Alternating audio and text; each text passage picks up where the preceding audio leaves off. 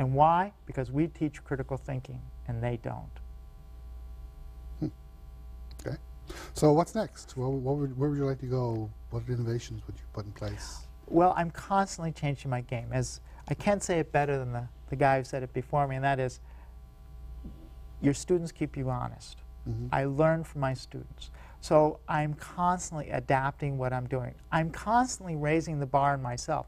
I have no right to ask my students to be critical thinkers and to accept big, challenging assignments if I don't do that for myself. So I'm always thinking, how can I make this clearer, more effective? Is there a new audience that I can reach? For example, this summer, I'm teaching at a summer boot camp for high school journalists as part of a new institute that our school has added. So that's a new audience. I've just started speaking to other faculty about this because I really believe that critical thinking is an ability that distinguishes you in the world, and that any first-rate university such as Stony Brook must be teaching it across the board in every discipline. I know when you ask faculty what they most want to teach, it's the most common answer is critical thinking. When you actually analyze what they are teaching, it's nowhere near as high as, Right. as they It's would all the like most it to be. difficult to teach. And it's particularly difficult right now because of sort of, collapse is too strong a word, but the sort of deterioration in the public high school system. We used to have the greatest public education system in the world. So you're getting students that not only, you're not just teaching them at a college level, you've got to catch them up. And so there's this huge additional workload that you have to take on. And I understand that. And I know it's very challenging, but I say this to you. What other choice do we have? If we're going to stay where we are in the world, if the American university system is going to remain #1 and continue to attract the best students, what choice do we have but to accept this difficult challenge? Okay. So a question for our audience. What do you think faculty perceive as the greatest challenge to incorporate writing in their courses? We'll discuss this further when we return.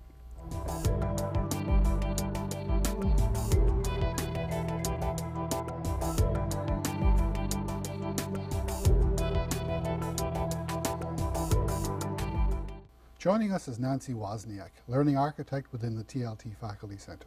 Welcome, Nancy. Thank you.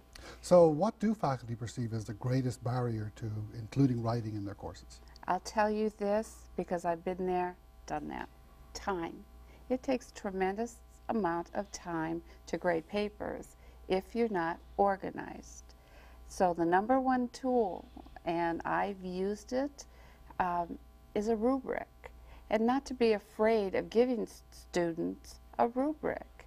A rubric is taking your learning objectives for the assignment or the criteria, grading criteria, putting them on the left side of a chart.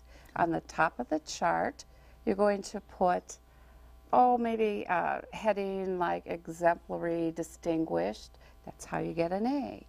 And follow this, and this is how you get an A.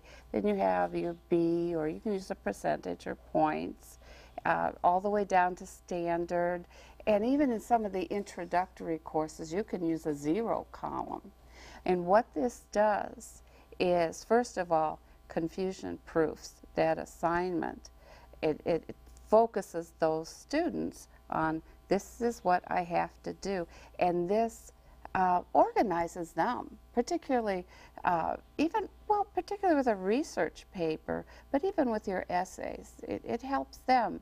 And then as you grade, you don't have a mishmash anymore. If they followed that rubric, you can go down and check. And when you give it back, it also allows them to reflect, see their weakness, and then they move on to another level, to a higher level in their writing and in their thinking process, critical thinking. Reflection is an important component of critical thinking. So this sounds like it's something that would work well for a well-structured, perhaps a scientific paper. Does that also work for creative papers? Would it work for journalism where you're writing about events? Yes, it does, because I actually use a rubric assessment. I have a template that I've designed that, in addition to critiquing their paper, at the end I give them as an assessment based on 5 points, and how many points they got in each category and how they fared in meeting the measure in each of these 5 different categories. And they find that very useful. Okay. So that helps with defining the grading, but it doesn't necessarily help with the workload of grading writing. Are there any tips and tricks that you can give us? Now, Charles, we were talking earlier about peer review, and you mentioned on the show about peer review. One of the most important things to teach is for the students to develop their own critical ear, so that they are as critical of their own work as you are as a professor, that they inculcate that in themselves. And the way that I teach that is through their critique of paper. So when I put their work up for everybody to look at, they are really critiquing one another. But do you actually give students, other students' papers to grade? I do. Okay. I do have, I do it both ways. I have them do an assignment that looks at, here are the common weaknesses. So I give them a guide. We do an assignment, I call it the Tao of writing poorly. It's a sort of a, you know, humor is the best teacher. So it gets them to laugh at themselves. So we look at the common mistakes that aspiring writers and thinkers make. So they read that, we talk about it, we take funny examples. Then they exchange papers, and they have to find, depending on how lengthy the paper, 1 to 10 examples of the Tao of writing poorly in these papers. So that is a rubric also. And then then sometimes I come at it the other way. I have something what I call the uncommandments, which are, you know, 10 of the sins that most aspiring thinkers make. So I always give them a guideline, a rubric by which to assess their work and the work of others, because it's too difficult and they have too much to learn without that. So what proportion of your writing assignments would you allow the students to grade peer-to-peer? Well, in essence, the body of the course is that I'm guiding them through critiquing each other's papers during the class, but I would give them between 1 and 3 like that, and I do it in different ways. Another way I do it is I take a brilliant passage from, it might be historic, it might be from a contemporary piece of journalism, it might be from, I've been using Mary Beard's opening to a book on ancient Rome, and I say, here's a brilliant piece of writing, now ruin it. I want you to apply every principle of the Tao, or as many as you can, and the winner will get X number of points. I'll make a contest of it, and they love that.